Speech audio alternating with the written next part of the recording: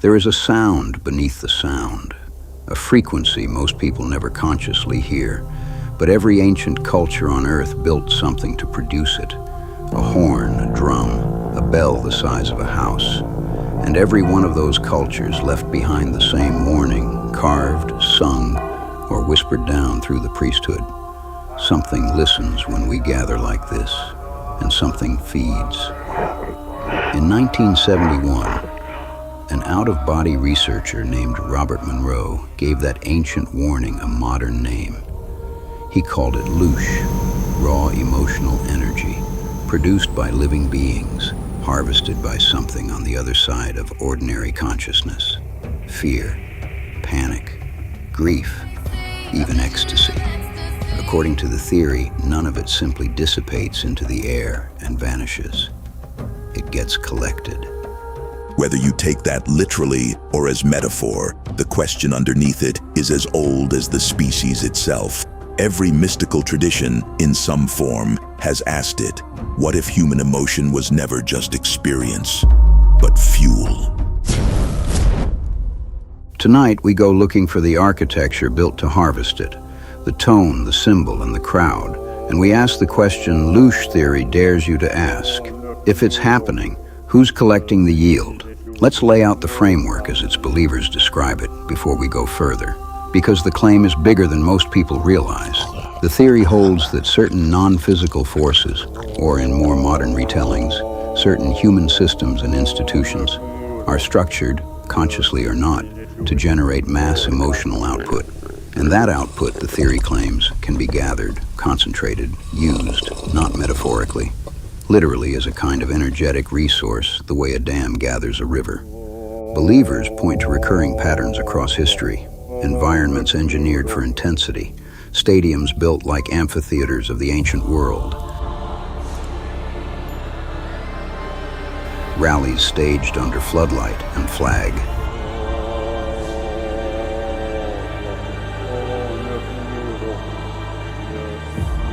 ceremonies timed to darkness, fire, and drum.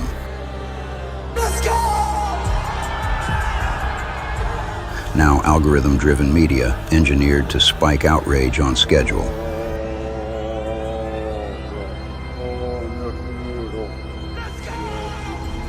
In every case, the same design principle.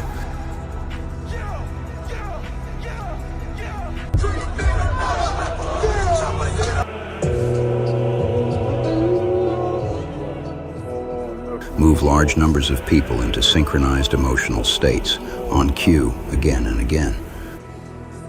Literally looks like hell.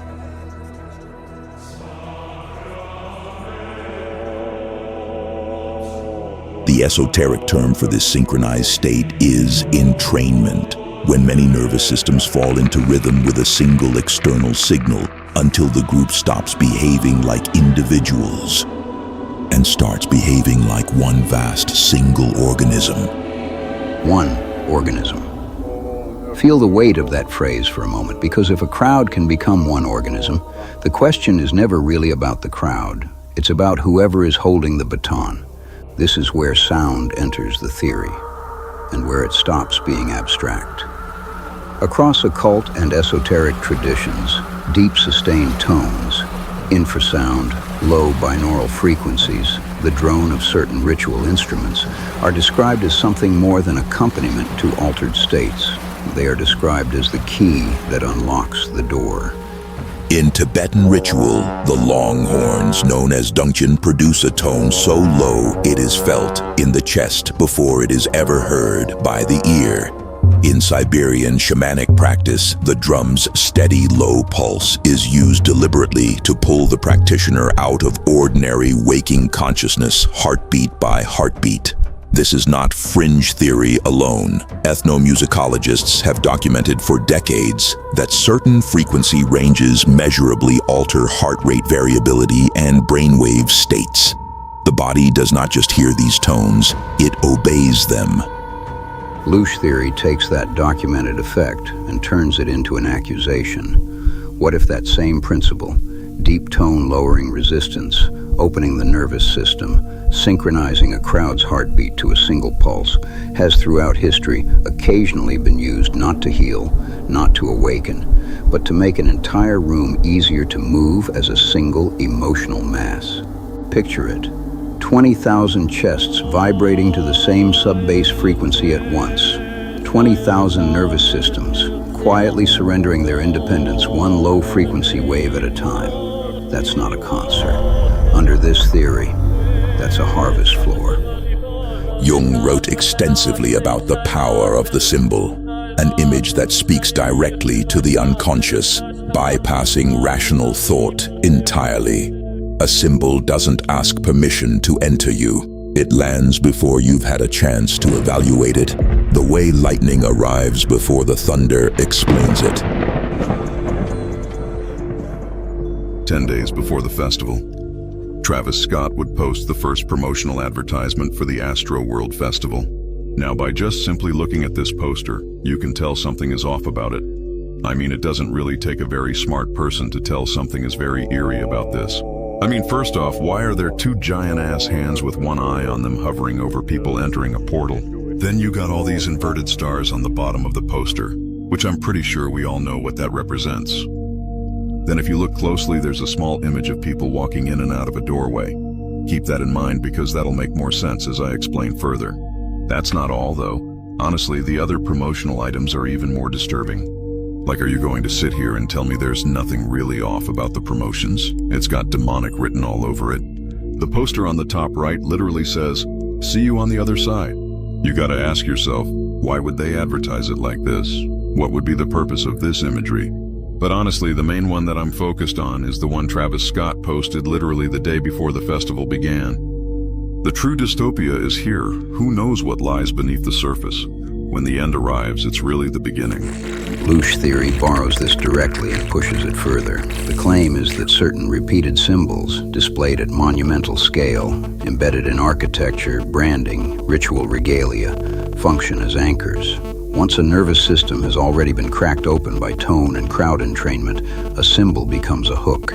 It fuses that heightened, defenseless emotional state to an image, an institution, a leader, a belief. Forever after, the symbol alone can summon the state back, without the tone, without the crowd, without you ever realizing you've been called. This is not so different from what Jung called the numinous, an experience so charged it feels sacred, undeniable, larger than the self. But every mystic who has ever written on the numinous has also written the warning beside it. The numinous can be counterfeited, manufactured, built by human hands to produce awe on command, rather than earned through genuine encounter with the divine. A counterfeit sacred wears the same face as the real one. That's what makes it dangerous. It doesn't feel like manipulation from the inside. It feels like destiny. Strip away the metaphysics for a moment, and there is a well-documented psychological phenomenon sitting underneath all of this, plain as daylight: mass suggestion. Gustave Le Bon wrote about it over a century ago in his study of crowd psychology.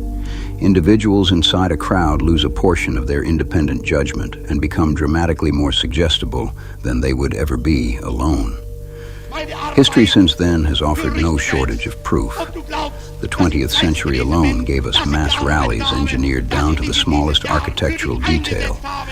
And you can clearly see it's an upside-down cross. I mean, here's another angle of the same stage setup. You can clearly see that there's a portal with an inverted cross pointing out of it.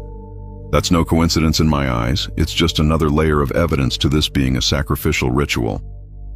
Synchronized chanting, monumental scale, floodlight and shadow. And of course, it's another piece to the ritual, technically the start of it. Like, tell me this doesn't feel like a start to some type of ritual. Built by regimes who understood with terrifying precision exactly what Le Bon had described. They didn't need to believe in Loosh, they only needed to know it worked. Add rhythmic sound, repeated imagery, and sustained emotional intensity, and you have a recipe used again and again throughout history. In propaganda, in high-control religious movements, and now, quietly, in modern entertainment and media. for lowering a person's critical faculties and making them easier to move as a unit. Loosh theory simply asks the question that history leaves hanging in the air unanswered. If that state can be engineered, and history proves without question that it can, what is actually being taken from the people inside it, beyond their vote, beyond their money, beyond their obedience? What else leaves the room? Now, I want to be careful here, because it is dangerously easy for a theory like this to curdle into paranoia.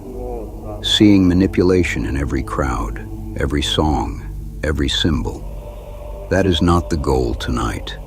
The goal is discernment, the sharpest, quietest weapon you actually have. A few honest questions worth carrying into any high-intensity collective environment you ever walk into again. 1. Is this emotional state expanding me, connecting me more truly to myself and to others? Or is it narrowing me, making me easier to point in one direction? 2.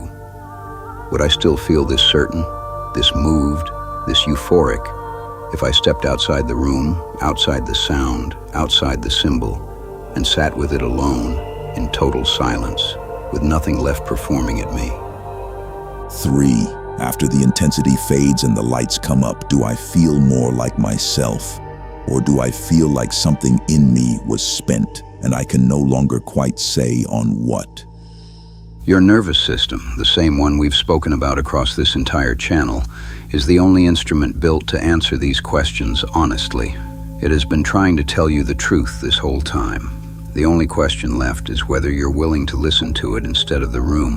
Whether loosh is a literal harvest or a very old metaphor for a very real psychological mechanism, the warning underneath it is the same one mystics have carried down through every age of recorded history. Not every gathering that feels sacred is sacred. Not every tone that moves you is moving you somewhere good. Not every symbol that makes your chest tighten with awe deserves that awe. The Heyoka's gift is the ability to feel the room before the room admits what it truly is. That gift was never meant only to absorb what it senses. It was meant in the end to discern it and to walk out the door still whole. Stay awake inside the feeling every single time. That's the whole practice. And it may be the only real defense there has ever been. Stay lit, mystics.